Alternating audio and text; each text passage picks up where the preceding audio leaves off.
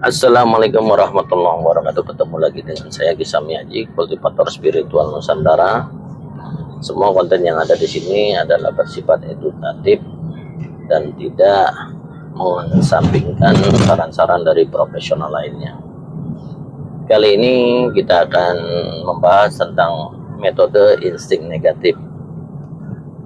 Kenapa saya harus mengatakan metode insting negatif? Karena memang kadang-kadang kita justru menghindari segala sesuatu yang memang bersifatnya yang kita rasa atau asumsikan itu negatif. Baik itu perasaan-perasaan negatif yang bikin energimu sering menarik hal-hal buruk atau insecure. Ada juga beberapa energi yang memang jadi negatif karena kita tanpa kita sadarin kita selalu menonjolkan energi inner child kita untuk keluar. Di antaranya adalah pertama adalah ngerasa pesimis, punya perasaan rendah diri yang tinggi, pesimis, ngerasa diri nggak layak atau berharga atau insecure. Biasanya kamu jadi takut buat ngelakui apapun karena nggak punya keyakinan yang kuat tentang dirimu dan kemampuan dirimu sendiri. Sebenarnya apa yang kamu kira itu adalah satu kekhawatiran yang hanya sebagai ilusi ya. Solusinya bukan perbaiki diri atau penampilan, tapi perbaiki self image, bersihin masalah gambar diri. Yang kedua, sering kita merasa takut ditinggalkan. Selalu ngerasa takut ditinggalkan atau kehilangan atau scarcity ya. Ternyata kejadian ditinggal itu beneran karena kita selalu merasa apa yang kita rasakan, apa yang kita takutkan, justru itulah yang akan terjadi.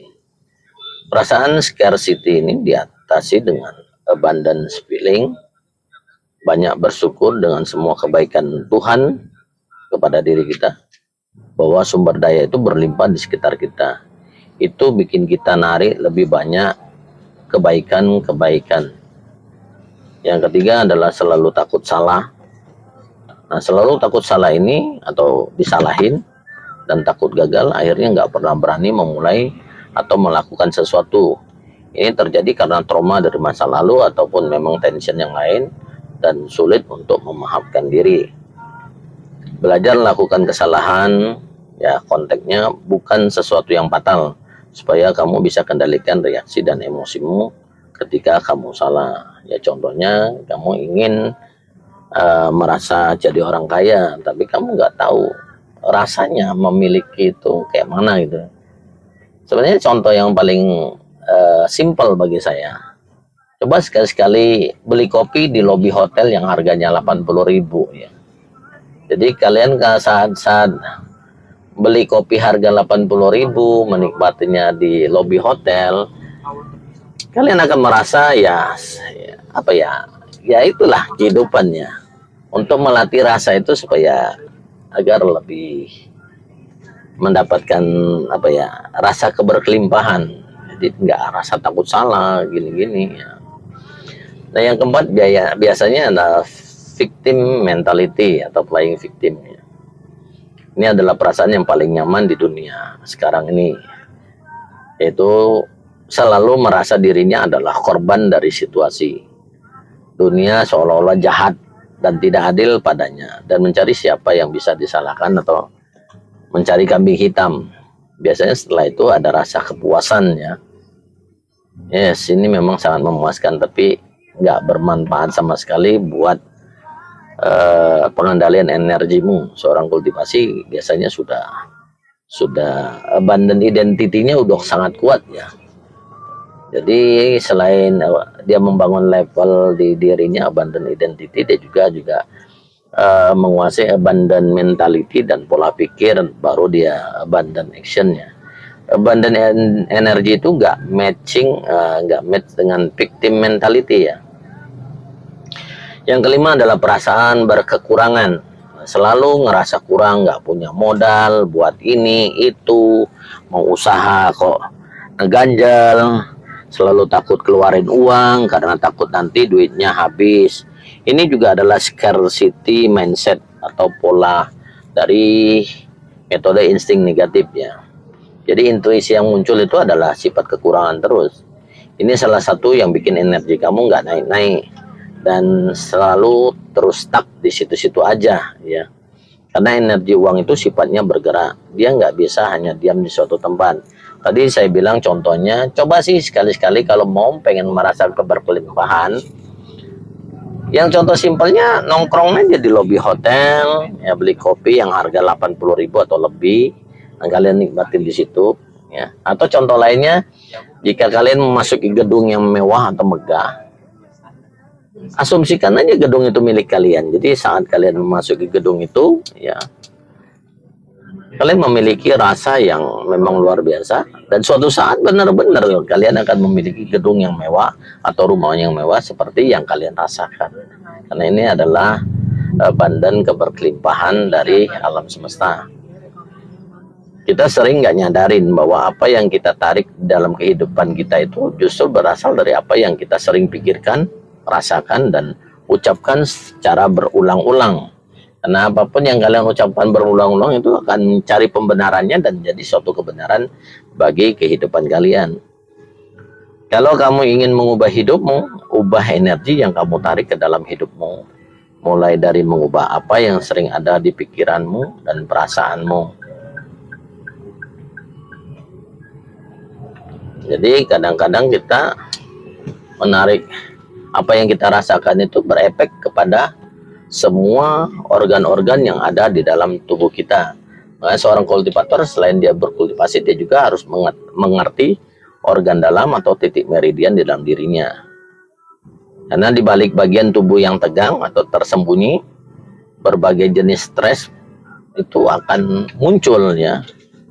Oke, di sini saya akan bicara satu-satu ya. Kita bicara tentang dahi dan kening ya. Di sini adalah pusat overthinking, menyimpan kekhawatiran akan masa depan dan pikiran yang tidak kunjung berhenti.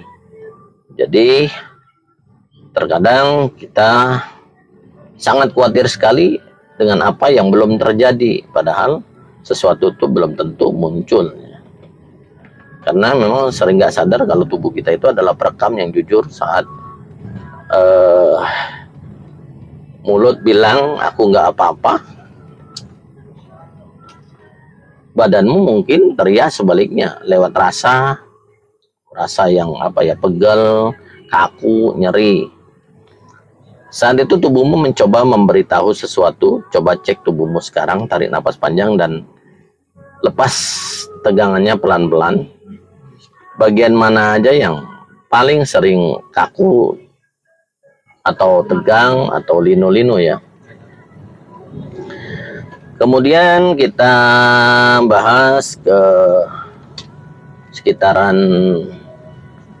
mata dan alis ya.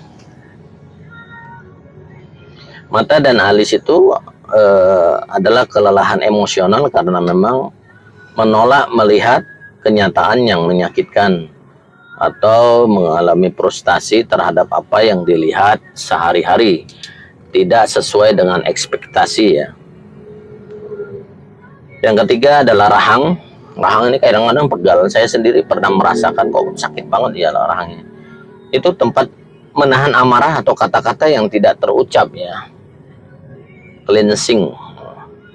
Jadi kalau kita kesel kadang-kadang apa ya, kalau kalian mau ya tinggal teriak aja ya yang kuat-kuat ya.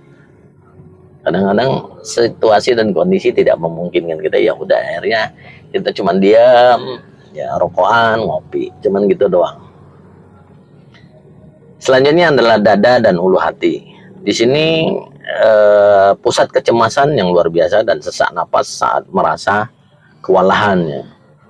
Jadi kadang-kadang kalau di dada itu berkaitan sebenarnya dengan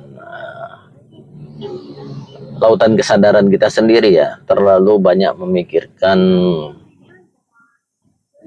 orang ya, atau kejadian-kejadian di luar yang bisa kita kontrol. Jadi lebih baik kita jangan merespon apapun yang ada di eksternal kita. Kita kembali kepada dalam, kepada internal kita ya. Tarik napas yang dalam, keluarkan dan gunakan pernapasan hidung. Di antara yang saya sebutkan tadi, mungkin teman-teman mau bertanya ada keluhan di daerah mana atau area mana di tubuhnya yang memang berkaitan dengan energi negatif, ya, yang sering ada atau dirasakan di dalam tubuh. Hanya itu aja yang saya bisa bahas di sini. Terima kasih sudah mampir di channel YouTube Kisah Miyaji. Jangan lupa subscribe, like, and komennya.